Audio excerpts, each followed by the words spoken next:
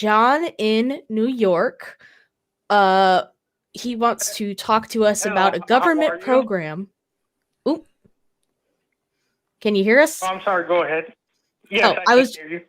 Yeah, I was just talking about what your question is, but you might as well tell us yourself what your question is. Oh, well, basically, I mean, this might be out there, but, you know, I was like, I had this idea of and I was wondering what you guys would think about it. Like, how would it sound for a government-sponsored program, you know, that helps, you know, that provides sexual health services to people with mental health or other disabilities, you know, almost like a sexual surrogate type of thing, you know, exploring sexuality through a controlled environment, but the government is, you know, sort of the, I mean, it's a tough thing to explain, but I don't think it's ever been tried. Well, I know sexual surrogacy is a thing, but I'm not sure, you know, it's not funded by insurance or anything. I know that. So I was just wondering your guys' opinion on it.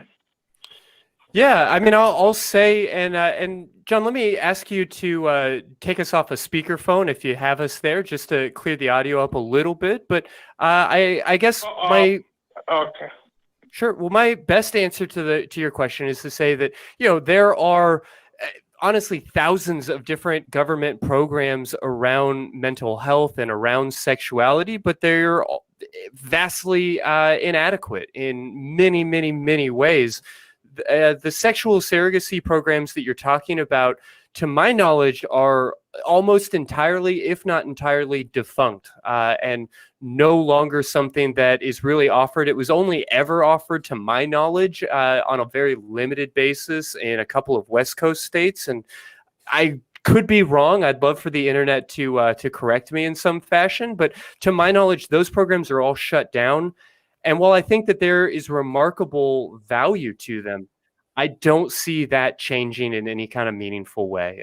We talked recently to Alice Little about sort of the state of prostitution in this country. And while I recognize that that's not exactly the same thing, the appetite and maybe the tide in the direction of legislation right now doesn't give me any meaningful hope that type of treatment or that type of public option is ever really going to be available in our lifetimes. I'd love to be proved wrong.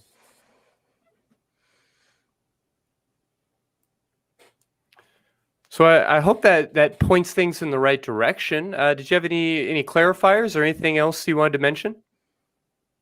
Well, the only reason I brought it up was because, like, I remember I saw this documentary of there was this intersex man, and you know, he basically wanted.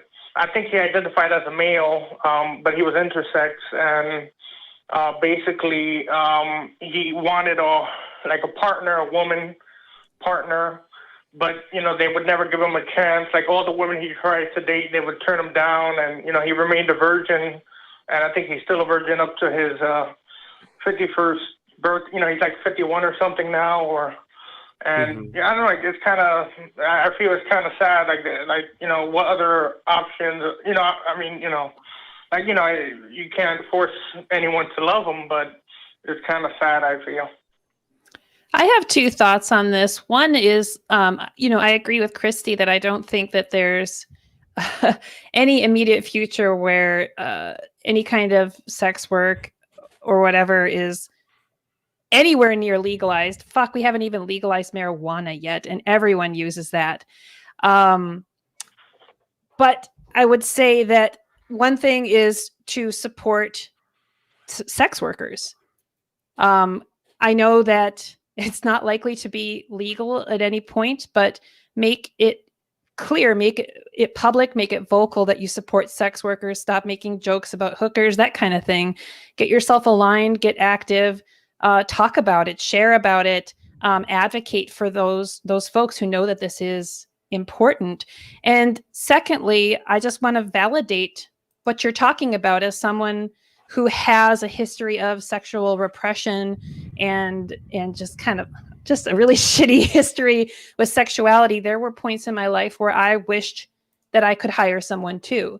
someone that I could talk things through, someone that I was literally paying to help me work through my fear of control, my fear of communication, someone that, that was safe to do that with. And I wished that I would have had that. And that was just not a choice. It was nothing that I was made aware of. And so at the very least, I want to validate this. This is a situation for some people. And I feel you. Like that is an emotional sexual issue that we should have holistic services for.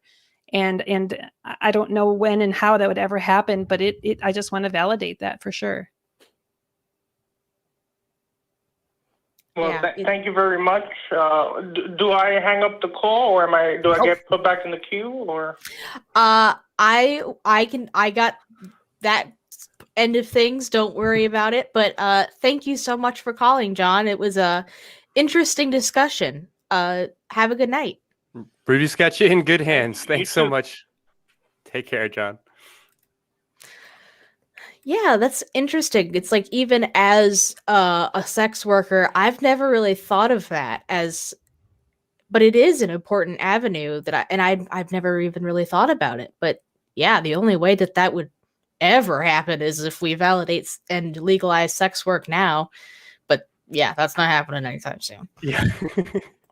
Yeah, we actually had a really lovely conversation the first time we spoke with Alice Little, where she talked about not the idea that prostitution is therapy, and I want to be mindful of our word choice here, but of the therapeutic implications of having the opportunity to pay for that physical connection and that intimacy and the real value to all of that. So I'd love to live in a very different world. With FOSTA and SESTA and everything else that we've seen legislated on these topics recently, it's hard to believe that we're headed that way.